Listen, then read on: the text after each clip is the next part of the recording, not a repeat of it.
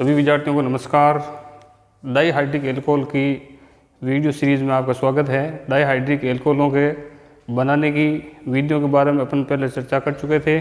आज अपन है वो डाईहाइड्रिक एल्कोहलों की रासायनिक अभिक्रियाओं के बारे में डिटेल से चर्चा करेंगे। तो डाईहाइड्रिक एल्कोहलों में जैसे मोनोहाइड्रिक एल्कोहलों की यानी OH समूह की स्पेसिफिक रिएक्शंस होती है, उसमें जैसे सोडियम धातु के साथ में है या हेलोजन अम्लों के साथ में है या फास्फोरस हैलाइडों के साथ में अभिक्रियाएं हैं, तो वो ये डाईहाइड्रिक एल्कोहल भी देते हैं। तो जैसे सबसे पहले अपन लेंगे सोडियम धातु के साथ में।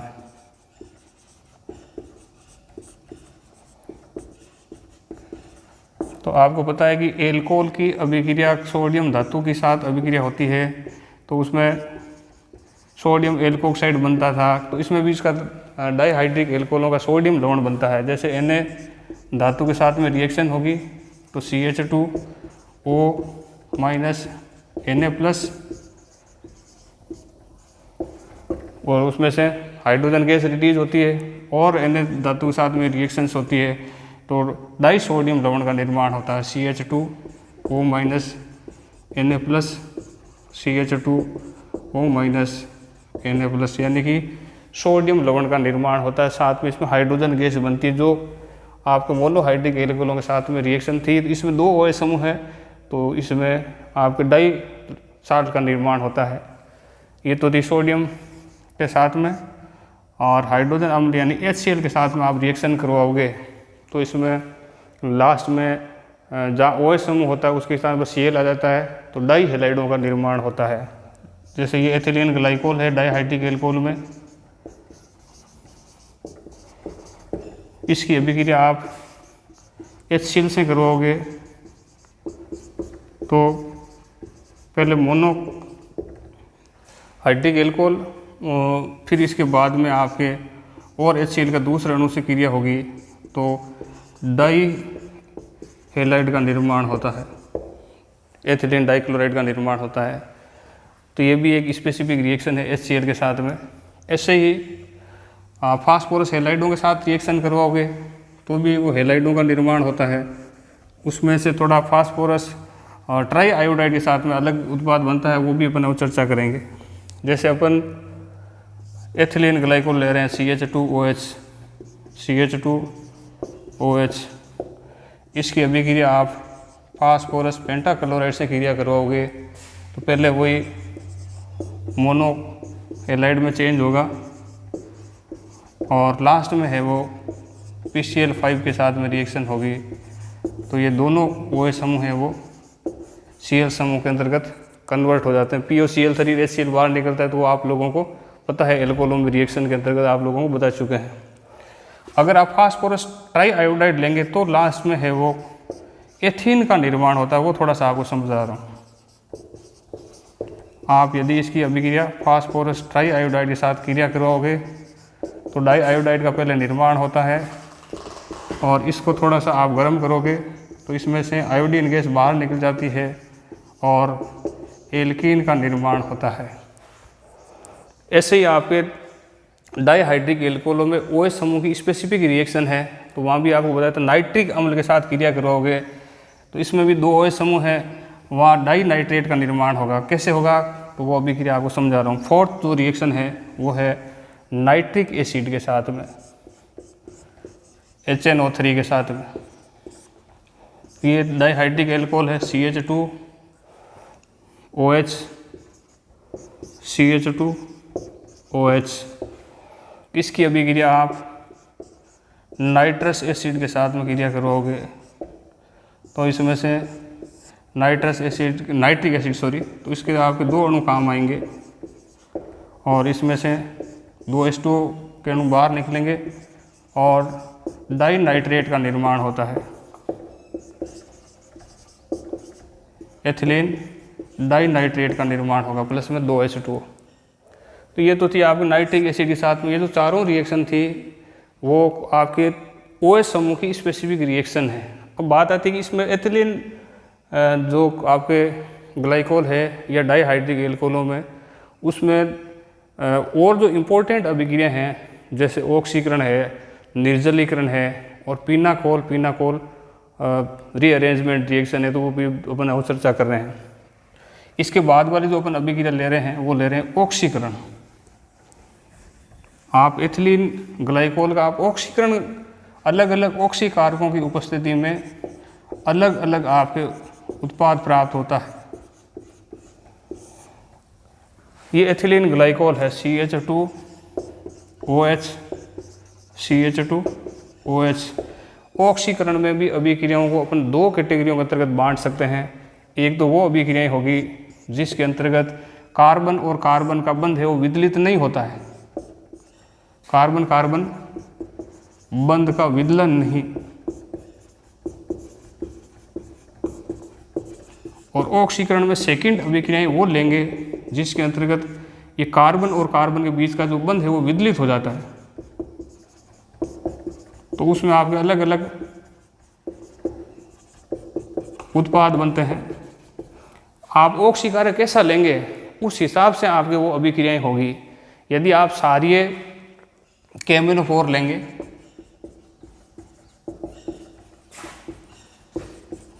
या HNO3 सांद्र HNO3, उसकी उपस्थिति में आप ऑक्सीकरण करवाओगे तो कार्बन और कार्बन के बंध का विदलन नहीं होता है, और लास्ट में इसमें ऑक्जेलिक एसिड का निर्माण होता है।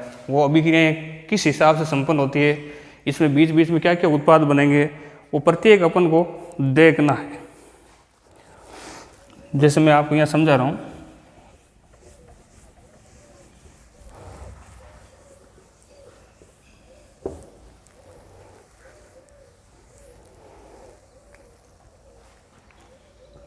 ये एथिलीन ग्लाइकोल है CH2OH। आप सारी KMnO4 लेंगे या आप HNO3 लेंगे, इसकी उपस्थिति में आप ऑक्सीकरण होगा इसका, तो ये CH2 समूह आपके CH2 समूह में चेंज हो सकता है। फिर आपके और इसका ऑक्सीकरण होगा HNO3 की उपस्थिति में, जैसे डाई ग्लाइऑक्सल का निर्माण हो सकता है, दोनों डाई एल्डिहाइड में आप उसको अपन बोल सकते हैं, उसमें चेंज हो जाएगा। या इसमें आपके ऐसा भी हो सकता है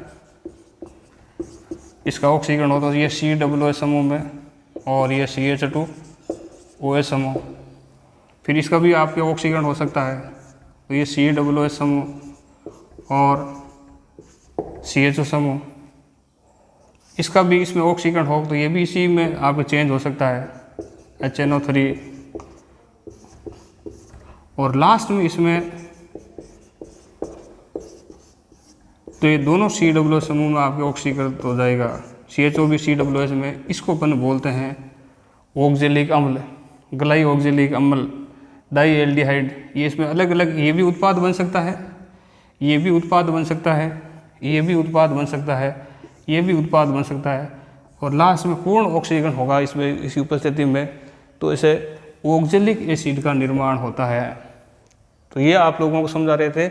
यदि आप HNO3 और क्षारीय KMnO4 की उपस्थिति में आप ऑक्सीकरण करवाओगे तो कार्बन और कार्बन के बंध का विदलन नहीं होता है, और इसमें ये 4 प्रकार के उत्पाद बनते हैं, ग्लाइकोल एल्डिहाइड, फिर इसमें ग्लाइको ऑक्जेलिक एसिड, आपका डाई एल्डिहाइड, ग्लाइऑक्जेलिक एसिड, और इसका नाम होता है ऑक्जेलिक एसिड।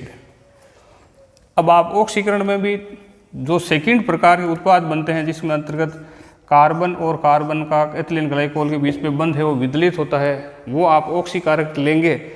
जैसे इसके अंतर्गत लेड टेट्रा एसीटेट PbCH3COO का होल 4, इसको बोलते हैं लेड टेट्रा एसीटेट। इसकी उपस्थिति में आप ऑक्सीकरण करवाओगे, या पर आयोडिक अम्ल HiO4, इनकी उपस्थिति में आप ऑक्सीकरण करवाओगे, या आपके अम्लीय K2Cr2O7 या अम्लीय KMnO4, ये आपको याद रखने हैं। ये 4 ऑक्सीकारक होंगे, इनकी उपस्थिति में ऑक्सीकरण होगा तो एथिलीन ग्लाइकोल का जो कार्बन और कार्बन के बीच का बंध है वो विदलित होगा, और इसमें भी इन दोनों से तो आपके जो उत्पाद बनता है वो फॉर्मेल्डिहाइड, और इनसे आपके फॉर्मिक एसिड में वो आपके कन्वर्ट हो जाते हैं। तो आपको पूरी इनकी अभिक्रियाएं आपको समझनी है।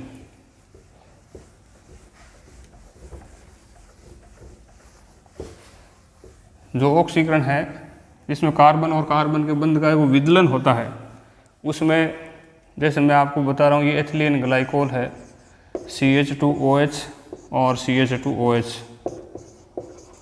यदि आप लेड टेट्रा एसीटेट लेंगे, PbCH3COO का होल 4 इसको बोलते हैं लेड टेट्रा एसीटेट, ये लेंगे तो आपके ये बंध है वो टूट जाएगा और जो उत्पाद के रूप में ये आपके बनेंगे 2 फॉर्मेल्डिहाइड के अणु बनेंगे, HCHO HCHO, यानी ये जो CH2O और ये CH2O में चेंज हो जाएगा, यानी 2 तो आपके बनेगा HCHO, या मैं इसको ऐसे नीचे लिख रहा हूँ HCHO, फॉर्मेल्डिहाइड के ऐसे 2 अणु, ये 2 H होंगे, इसमें 2 आपके बनेगा CH3COOH और एक बनेगा lead diacetate CH3 whole twice Pb। और यदि आप वो पर आयोडिक एसिड लेंगे HiO4, तो भी इसमें भी ये बॉन्ड है वो ऐसे विदलित होगा, इसमें भी फॉर्मेल्डिहाइड के 2 अणु बनेंगे। आप ले रहे हो HiO4, तो इसमें भी ये बनेगा फॉर्मेल्डिहाइड के 2 अणु प्लस में HiO3 प्लस में H2O। इसकी जो रिएक्शन मैकेनिज्म है या अभिक्रिया की क्रियाविधि है वो इसमें चक्रीय संरचना बनती है, साइक्लिक स्ट्रक्चर बनती है। तो कैसे बनती है वो भी मैं थोड़ा सा आपको समझा रहा हूँ।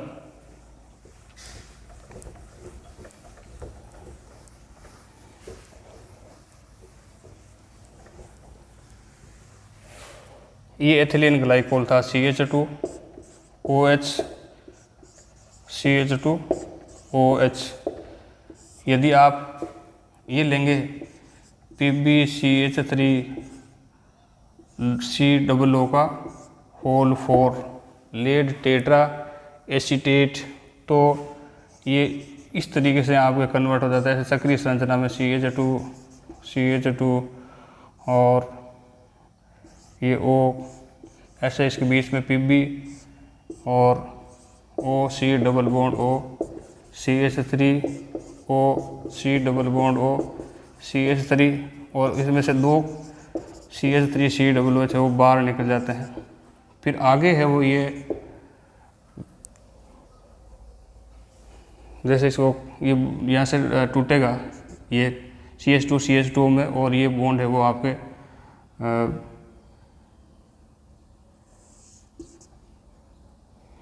और ये खुद है वो आपके अलग हो जाएगा।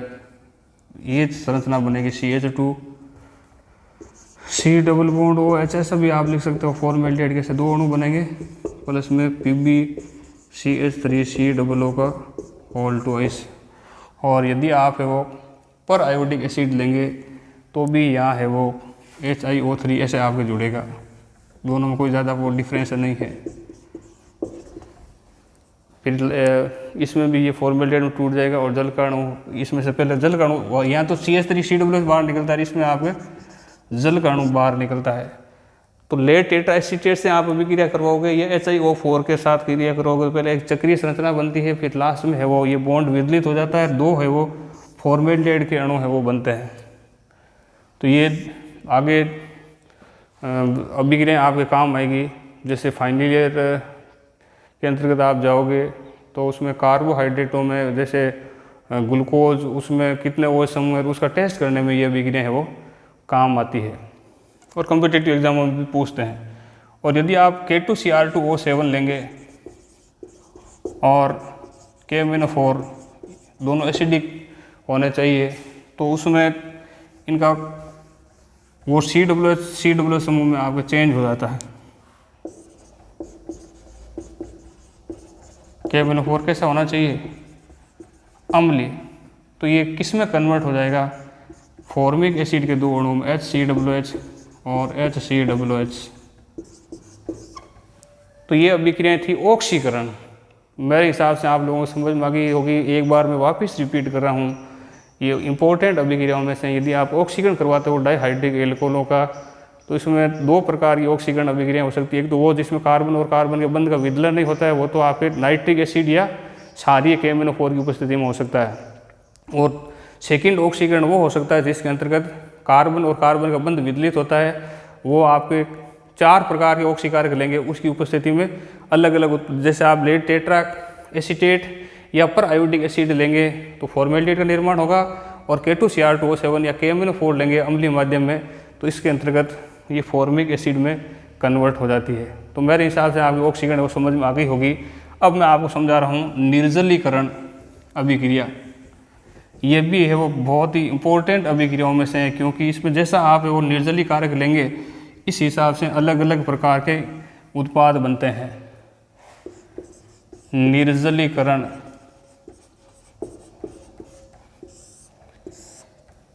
जैसे ये एथिलीन ग्लाइकोल का सूत्र मैं इस तरीके से लिख रहा हूँ,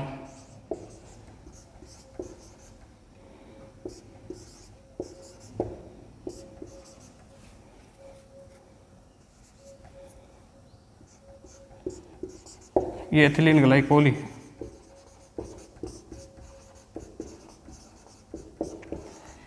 यदि आप निर्जलीकरण ZnCl2 की उपस्थिति में आप अभिक्रिया करवाओगे तो लास्ट के अंतर्गत इसमें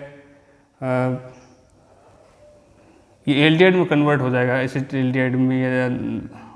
तो वो आप देखें तो इसमें से ZnCl2 की उपस्थिति में इसका निर्जलीकरण कहते हैं किसको, ये भी आप लोगों को पता है कि ऐसी अभिक्रिया जिसमें जल कण बाहर निकलता है वो अभिक्रिया डिहाइड्रेशन या निर्जलीकरण कहलाती है। यदि ZnCl2 की उपस्थिति में आप इसका निर्जलीकरण करवाओगे तो ये CH2 और डबल बॉन्ड CHOH पहले इसमें कन्वर्ट होगा, फिर आगे वाली जो संरचना होगी उसके अंतर्गत ये डबल बॉन्ड और ये हाइड्रोजन है वो इधर आपके ट्रांसफर हो जाएगा। तो चलाव योग्यता के द्वारा ये CH3 CHO यानी एसिटेल्डिहाइड में कन्वर्ट हो जाता है। यानी इसमें निर्जल ZnCl2 की उपस्थिति में आप इसका निर्जलीकरण करवाओगे एथिलीन ग्लाइकोल का तो एसिटेल्डिहाइड का निर्माण होता है। सेकंड,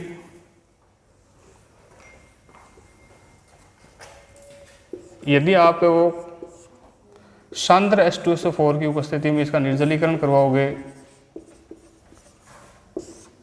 तो इसमें डाइऑक्सेन का निर्माण होता है। ये भी एक इम्पोर्टेंट अभिक्रिया अपने वो कह सकते हैं। ये एथिलीन ग्लाइकोल का सूत्र है CH2OH CH2OH।